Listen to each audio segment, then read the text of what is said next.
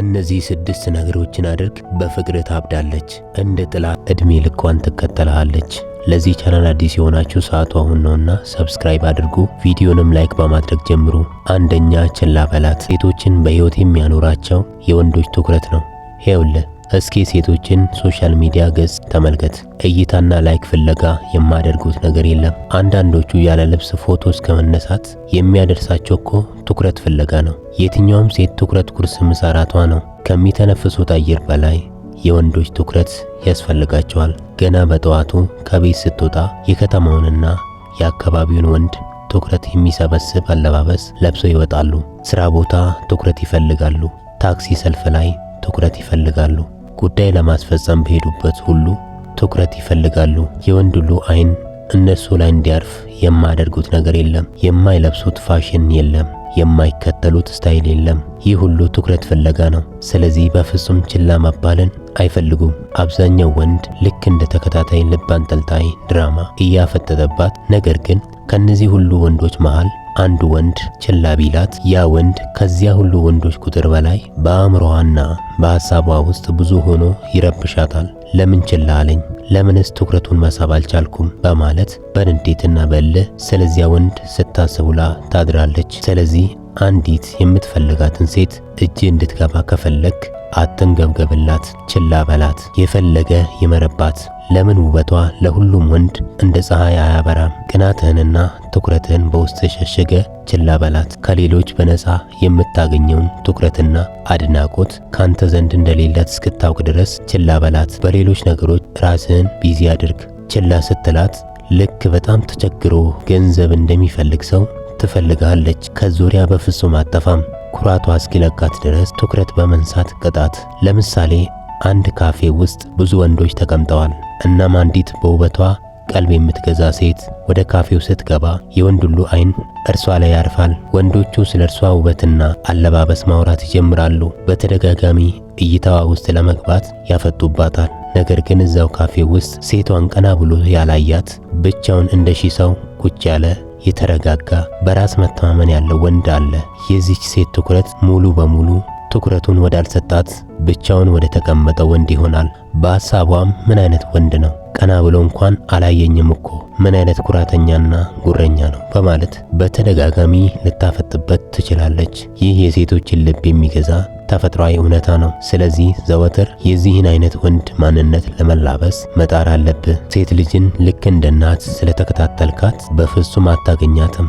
ክብሯንም፣ ልቧንም፣ ሐሳቧንም፣ እቅዷንም፣ ዛሬዋንም ነገዋንም በፍጹም አታገኝም። ስለዚህ አንዳንዴ የምትፈልጋትንና ችላ የምትልህን ሴት አንተም በተመሳሳይ መንገድ ችላ በላት። ይህ ለሴት ትልቅ ቅጣት ነው።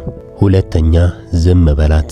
የሴቶች ገሃነመ እሳት የወንድ ዝምታው ነው። ዝም የሚላት ወንድ ለሴት ልጅ ትልቅ ፈተና ነው።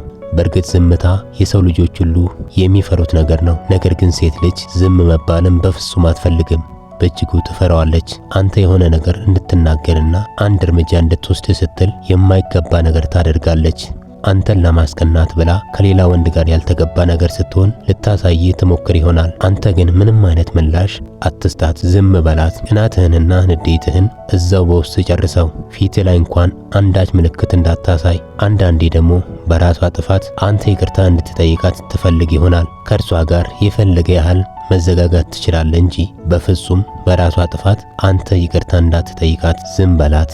ራሷ ጥፋቷን አምና ይቅርታ እስካልጠየቀች ድረስ ዝም በላት። የጥፋተኝነት ስሜት እንዲሰማ ለማድረግ ብትሞክር እንኳ አንተ ዝም ብለህ ኑሮህን ኑር። መሪው በእጅ መሆኑን አትርሳ። ዝምታ መሪ ነው። በሴቶች አእምሮ ውስጥ ዝም የሚል ወንድ ጀግናና አሸናፊ እንዲሁም የሚፈራ ነው። ዝምታ ስሜትን የመደበቅና የማሸነፍ ጥበብ ነው። አብዛኛው ሰው ዝምታን ይፈራል። ስለዚህ ከዚህ የተነሳ ራሱን ለማብራራት ብዙ ቃላትን ይጠቀማል። ሴቶች በሚሰሙት ነገር የሚሸነፉ ቢሆን እንኳን በዝምተኛ ወንድ የዛኑ ያህል ይሸነፋሉ፣ ይሳባሉ። ስለዚህ ያንተ ዝምታ ልክ እንደ አምላክ ዝምታ ያስጨንቃታል።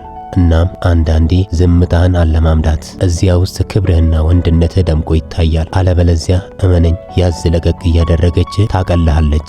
እንደ ወንድ እንኳን አትመለከትህም። በመጨረሻም እንደ ወንድሜ ነማዬ ከሚባሉት ወንዶች መሃል ትሆናለህ። ስለዚህ ዝምታ አስፈላጊ ነው። ሶስተኛ አይሆንም በላት። ብዙ ሴቶች ጥያቄዎችን ይጠይቃሉ። አንዳንዱ ጥያቄ አንተን ለመፈተን የሚጠይቁት ነው። ስለዚህ ለእያንዳንዱ ጥያቄያቸው መልስ እሺ አይሁን አደርጋለሁ ይሆናል። ምን ችግር አለው? ቀላል እኮ ነው። ላንቺ ምንም አደርጋለሁ፣ የፈለግሽውን ሁሉ ጠይቅኝ አደርግልሻለሁ ማለት በጣም ነውር ነው። ሴቶችና ሕፃናት አንድ ናቸው። የሚያስፈልጋቸውን አንተ ነህ መርጠህ የምትሰጣቸው። የጠየቁህን ሁሉ እሺ የምትል ከሆነ እመነኝ ይቺ ሴት ትጨማለቃለች። ከጊዜ በኋላ ልታጣጥም ትችላለህ። ሴት ልጅ እያንዳንዱን ነገር እሺ የሚላትን ወንድ ትንቀዋለች። አንዳንዱን ነገር አይሆንም፣ ይሄ አስፈላጊ አይደለም፣ ስለዚህ ይቅርብሽ፣ ትክክለኛ ጥያቄም አይደለም፣ ስለዚህ አይሆንም ማለት መልመድ አለብህ። ሴቶች አይሆንም ስትላቸው አንተ ላይመስልህ ይችላል፣ ግን በውስጣቸው በደስታና በኩራት ይሞላል። እንደምትቆጣጠራት፣ እንደምታስተዳድራት አሳቢዋ እንደሆንክ ታስባለች።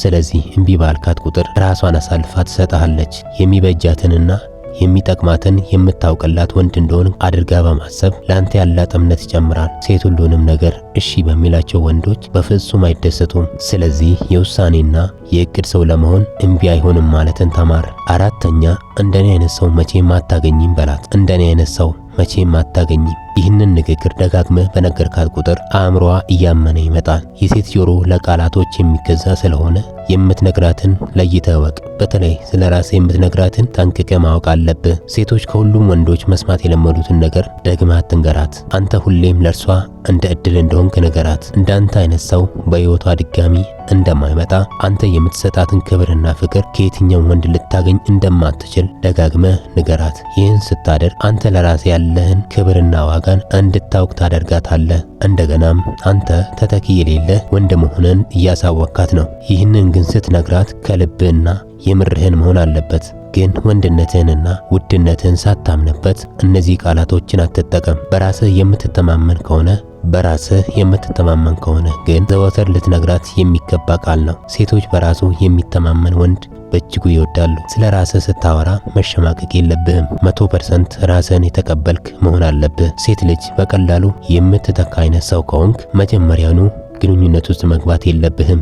ስለዚህ ሴት አንተን ላለማጣት ዋጋ ካልከፈለች በእርሷ ዘንድ ርካሽና ተቀያሪ ያለ ወንድ ነህ ማለት ነው። ወንድ ቢሄድ ወንድ ይመጣል የምትባል አይነት ሰው መሆን የለብህም። በልቧ ላይ በሰውነቷም ላይ ንጉስ ሆነ መቀመጥ አለብህ። ሴት በየቀኑ በብዙ ወንዶች እይታ ውስጥ ትገባለች። ብዙ አይነት ወንዶችን ትተዋወቃለች። አንተ ግን ከነዚህ ወንዶች የተለየ መሆን አለብህ። ይህንን እሷ እንድታውቀው ማድረግ አለብህ። እሱ እኮ የተለየ ሰው ነው የሚል ምስክርነት ልሰጥ ይገባል። ስለዚህ አንተ ለእርሷ እድሏ መሆን አለብህ። የማትገኝ የህይወት በረከት መሆንህን ማስተዋል እስክትችል ድረስ ራስህን በኑሮ በንግግርም አስረዳት።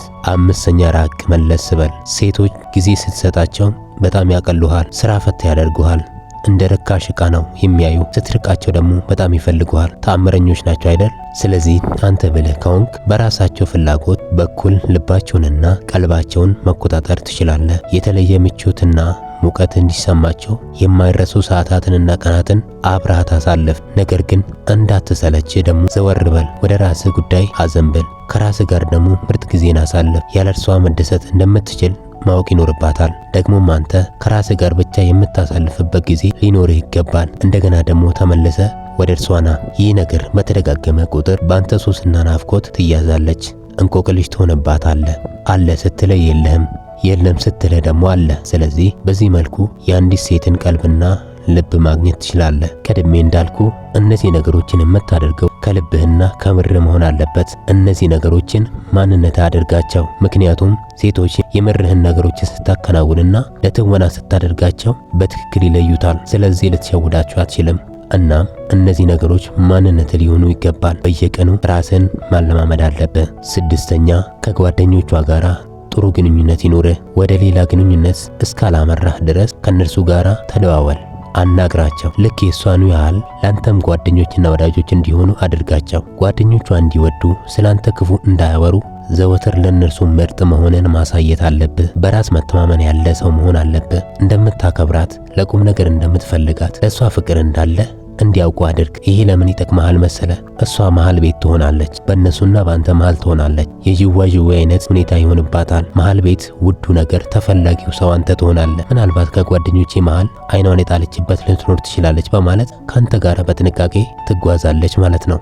አስፈላጊ ከሆነ ራሷን እየቆለለች በጣም የምታስቸግር ከሆነ ከጓደኞቿ መሃል ከአንዷ ጋር አውራ፣ ተጀናጀን። መስመሩን ሳይለቅ ነገር ግን ለሷ ተሰጣት የነበረውን ትኩረት ለጓደኛዋ ስጣት። ነፃ ሆነ አውራት። ዞሮ ዞሮ እርሷ ይህን መስማቷ አይቀርም። በዚያ ሰዓት ንዴትና እልህ ውስጥ ትገባለች። እናም መታም ልታናግር ትችላለች። እንዴት ከጓደኞቼ ጋር እንደዚህ አይነት ግንኙነት ይኖርሃል? እንዴት ትጀናጀናለህ? እንዴት ታወራታለህ? በምትል ሰዓት እኔ ከጓደኞችሽ ጋር ኖርማል ግንኙነት ነው ያለኝ፣ ነገር ግን ካንቺ በላይ የኔን ዋጋ የሚያውቁት እነርሱ ይመስሉኛል።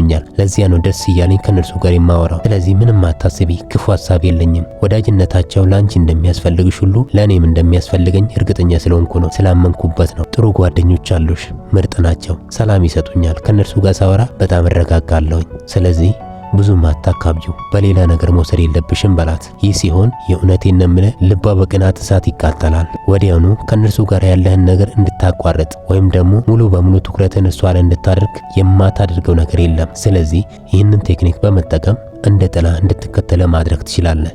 ከሷ ብትፋታ፣ ከሷ ጋር ብትለያይ እንኳን አንተ ብዙ ወዳጆች እንዳሉ እንድታውቅ ታደርጋታለህ።